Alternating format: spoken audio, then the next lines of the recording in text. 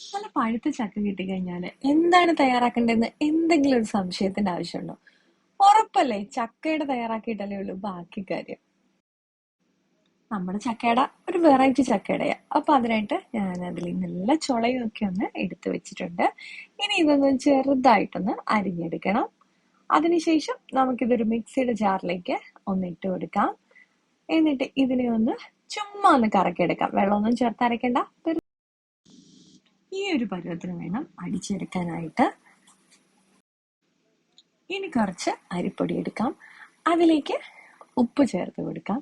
അതിനുശേഷം നമ്മൾ അടിച്ചു വെച്ചിരിക്കുന്ന നമ്മുടെ ചക്കയുടെ കഷ്ണങ്ങൾ ഇതിലേക്കൊന്ന് ഇട്ട് കൊടുക്കാം. ഇനി ഇതിലേക്ക് ചുക്കുപൊടിയും ഏലക്കയും നല്ല ജീരകവും കൂടെ ഒന്ന് ചേർത്ത് കൊടുത്തിട്ടുണ്ട്.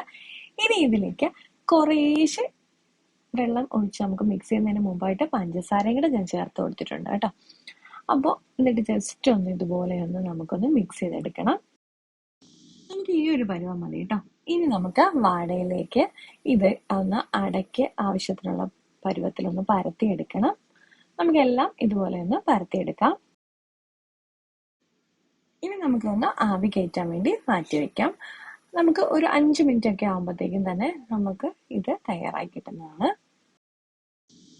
ഇപ്പൊ ഏകദേശം ഒരു 6 മിനിറ്റ് ഒക്കെ ആയിട്ടുണ്ട്. അപ്പൊ ഞാൻ ഇതൊന്ന് ഗ്യാസൊക്കെ ഒന്ന് ഓഫ് ചെയ്ത് കൊടുത്തിട്ടുണ്ട്. നല്ലപോലെ ആവിയൊക്കെ വന്നിട്ടുണ്ട്.